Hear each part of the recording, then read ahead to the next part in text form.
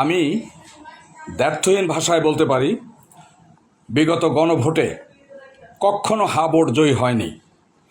এটা একটা নির্ধারিত রেজাল্ট সরকার প্রকাশ করেছে মাত্র।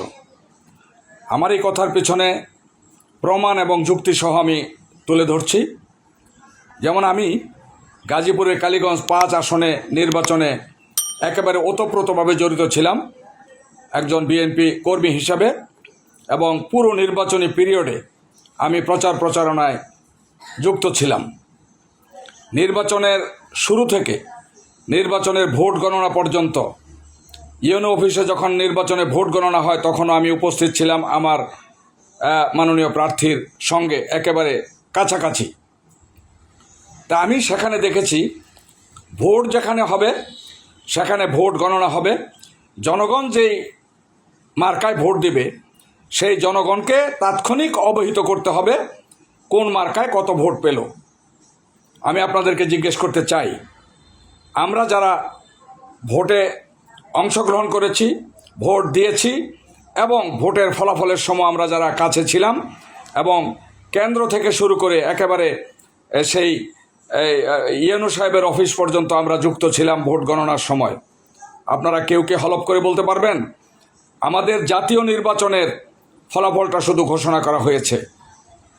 আমাদের কোন কেন্দ্রে হা ভোট কত পেল, না ভোট কত পেল, এই ফলাফল কোথাও ঘোষণা করা হয়নি। কারণ কি কারণ? এটা তো ভোট, এখানে তো হা এবং না দুটি মার্কা রয়েছে। আমি নিজে না ভোটে ভোট দিয়েছি। আওয়ামী লীগের লোক খুব কম ভোট কেন্দ্রে গিয়েছে, যারা গিয়েছে তাদের তো হা ভোটে ভোট দেওয়ার কোনো প্রশ্নই আসে না, এবং যারা অনুপস্থিত সেই লক্ষ লক্ষ ভোটার তারা তো কোনো মার্কাই ভোট দেয়নি। অপরদিকে বিএনপির শতকরা 80% না ভোটে ভোট দিয়েছে যারা, এটা আমি একেবারে হলফ করে বলতে পারি। তাহলে এই হা ভোট কোথা থেকে এলো? সেই আলাদিনের চেরাগের দৈত্য এসে না হা ভোটের বাক্স ভরে দিয়ে গেল? আর এই ভোটের ফলাফল কেন্দ্রে ঘোষণা করা হয়নি কেন? কারণ আমাদের যারা ওই কেন্দ্রে কেন্দ্রে যারা এজেন্ট ছিল তারা লক্ষ্য রেখেছে জাতীয় ভোটে কোনো রকম কারচুপি হয় কিনা, তারা লক্ষ্য রেখেছে এখানে কোনো অনিয়ম হয় কিনা। তাই তারা জাতীয় ভোটের ফলাফল ঘোষণা করার পর সেখান থেকে চলে এসেছে।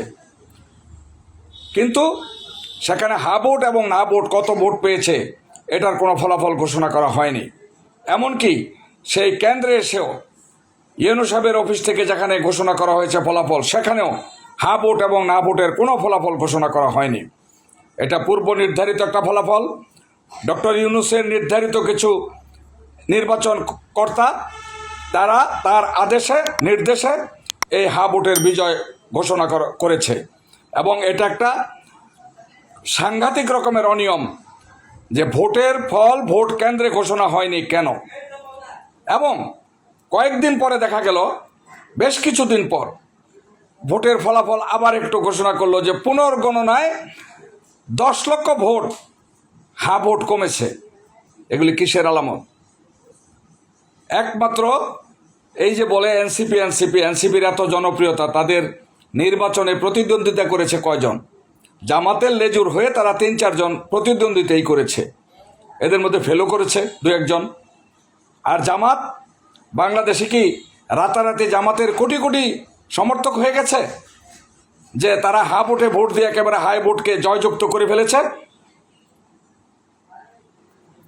যুক্তির ধারা হলো না, সত্যের ধারা হলো না, একটা লাম্পট্যপূর্ণ এই হা না ভোটের যে সার্কাস হয়ে গেল। আমি আগেও একটা ভিডিওতে বলেছি যে হা এবং না ভোটের কোনো ভোটের পক্ষে কোনো সরকারের দায়িত্বপ্রাপ্ত কর্মকর্তা কর্মচারী কেউ কোনো প্রচারণায় অংশ নিতে পারবে না, তাহলে এটা নিরপেক্ষ হবে না। এবং আমার কথার পরপরই 2-3 দিন পরই নির্বাচন কমিশন থেকে ঘোষণা করা হয়েছে যে কোনো একটি পক্ষে প্রচারণা যদি সরকারি পর্যায়ের কেউ করে তাহলে এটা বেআইনি এবং শাস্তিযোগ্য অপরাধ। যখন তারা এই ঘোষণা করেছে তখন 99% প্রচারণা সরকারি কর্মকর্তারা সেরে ফেলেছে। এটা কিসের আলামত? তো এগুলিকে সামনে আনলে অনেকে বলে, কিছু দুর্নীতিবাজ কিছু প্রতারক চক্র বলে যে তাহলে পুরো নির্বাচনটাই এই অবৈধ হয়েছে, নির্বাচনটাই কি বলে এটাকে ম্যানিপুলেট করা হয়েছে? না, জাতীয় নির্বাচনটা আমাদের প্রত্যেকের এজেন্টরা তীক্ষ্ণ নজর রেখেছে এবং এটার ভোট গণনা হয়েছে কেন্দ্রে কেন্দ্রে, এবং সেখানে যেখানে ইউনূস সাহেবের অফিস পর্যন্ত এসে আমাদের সামনেই গণনা করে ফল ঘোষণা করা হয়েছে।